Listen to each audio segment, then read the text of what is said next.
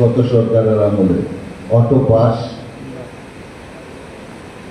GPA 5 বাড়িয়ে দেওয়া, এই যে বিষয়গুলি ছিল এই জাতিকে ধ্বংস করার একটা, আমাদের পরবর্তী প্রজন্মকে মেধাশূন্য করার যে একটা বিষয় ছিল সেটি তারা করে গেছে।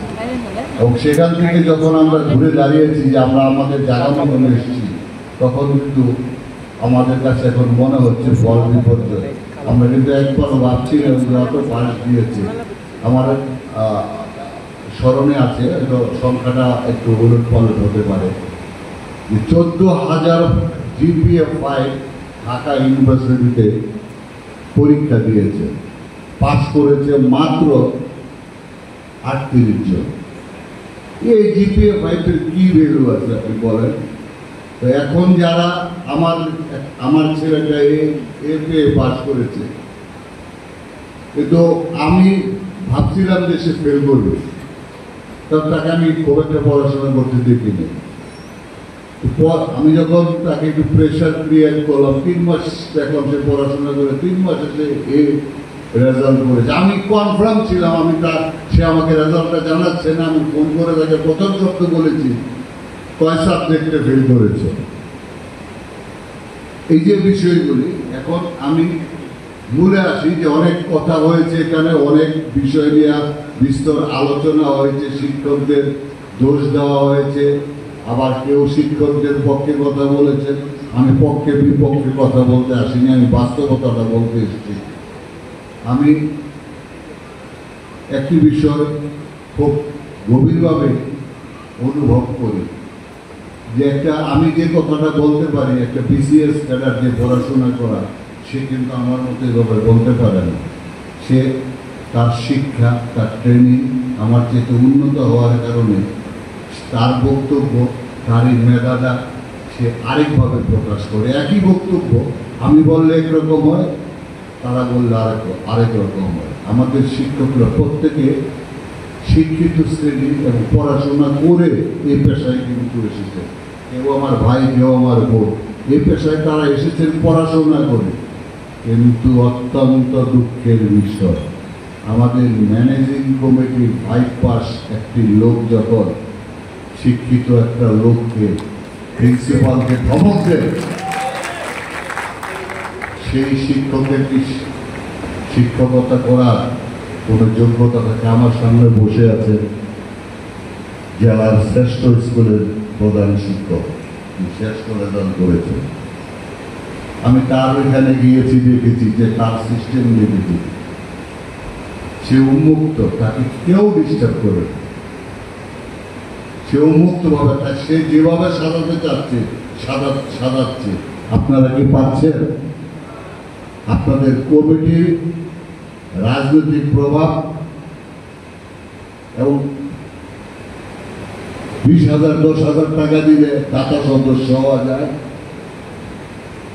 অভিভাবক সদস্য আমি দেখেছি যে আমার পাশের বাসায় সে বস্তা দিয়ে মালামালের কাজ করে, তার ছেলে স্কুলে পড়ে, সে 20,000 টাকা দিয়ে সে দাতা সদস্য হয়েছে, সে কিন্তু লেখাপড়াই জানে না।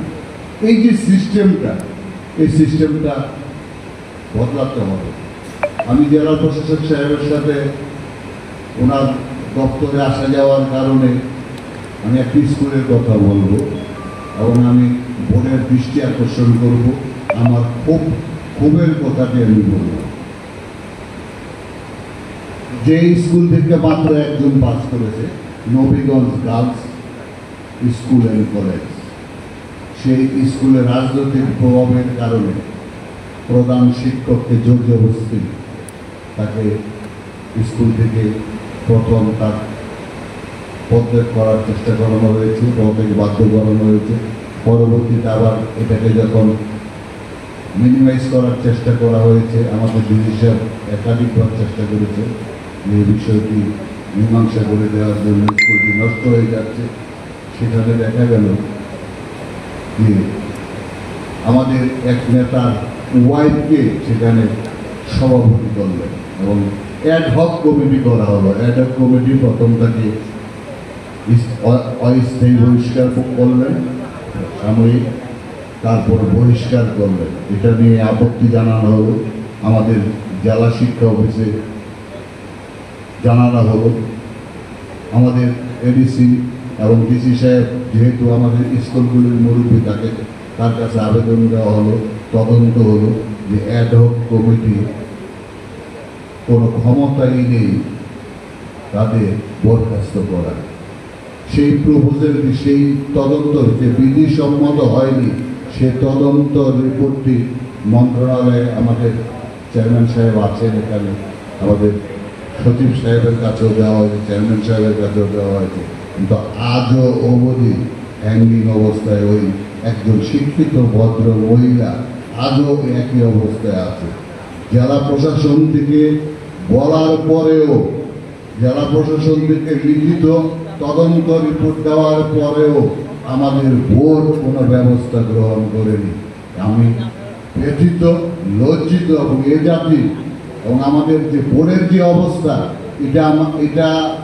এই যে দীর্ঘসূত্রিতা কি আছে এখানে, কেন পারছেন না এই জবাবটি অনুগ্রহ করে আমি একটু চাই। কারণ আমি একজন সাংবাদিকতার মানুষ। আমাদের শিক্ষা অফিস যেটা আছেন, যে শিক্ষা অফিসগুলির যারা এখানে অফিসার আছেন, তারা দীর্ঘদিন চাকরি করেন একই পদে, অন্য কোনো ডিপার্টমেন্টে কিন্তু আমরা এটা দেখি না। একই জায়গায় বছরের পর বছর তার একটা গণ্ডি তৈরি হয়।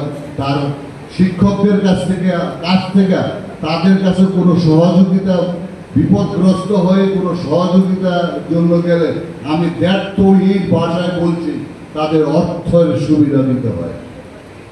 এটা বন্ধ করতে হবে। তাদের অর্থনীতি আমি রিপোর্ট করেছি, কিন্তু কোনো ব্যবস্থা নেওয়া হয়নি।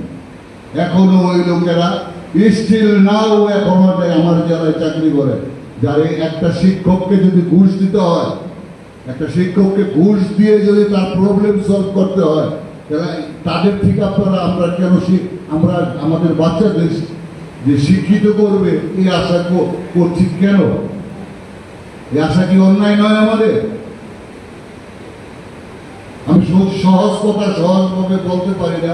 সরি টু সে যে আপনারা মনে কিছু করবেন না, আমি বিধ্বস্ত বলতে রাজি নই। এটা হার্টে ব্লক ছিল, ব্লক করে দিয়ে গিয়েছিল 85%। আমাদের এটা কমেছে ব্লকটা। আগামীতে আমি আশা করি আরো কমে যাবে। আমাদের শিক্ষকরা অত্যন্ত মেধাবী। আমাদের শিক্ষকদের মধ্যে অনেক স্কুলে এই ধরনের পরিবেশের সৃষ্টি হয়েছিল, দলাদলি হয়েছিল। আমাদের বর্তমান জেলা প্রশাসক, সুযোগ্য জেলা প্রশাসক বলবো, যাকে আমি ব্যক্তিগতভাবে স্যালুট জানাই, যে ওনার উদ্যোগে আমি কতগুলি মিটিংয়ে ছিলাম, ওনার উদ্যোগে প্রায় প্রত্যেকটি স্কুলে মোটামুটি একটা শান্তিপূর্ণ পরিবেশ ফিরিয়ে আনতে পেরেছেন।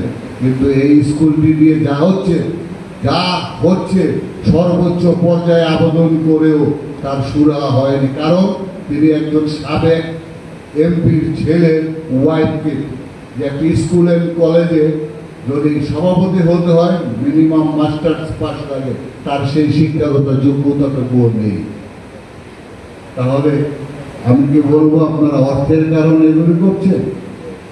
কি ভাববো আমরা? আমি বোর্ড চেয়ারম্যানকে আবারও বিনীত অনুরোধ জানিয়ে আমি বলতে চাই যে হয় তাকে এখান থেকে বদলির ব্যবস্থা করুন। একজন শিক্ষিত মহিলা এবং মায়ের জাত, শিক্ষিত মহিলা, মায়ের জাত, তার সম্মানটুকু রক্ষা করুন। হয় তাকে এখান থেকে অন্যত্র ট্রান্সফার করুন, না হয় এই সমস্যার সমাধান করুন। এই কমিটি ভেঙে দিয়ে নতুন কমিটির দাবি রেখে আমি এখানে বক্তব্য সমাপ্তি করছি। ভুল ত্রুটি হলে ক্ষমা করে দিবেন। সকলকে ধন্যবাদ।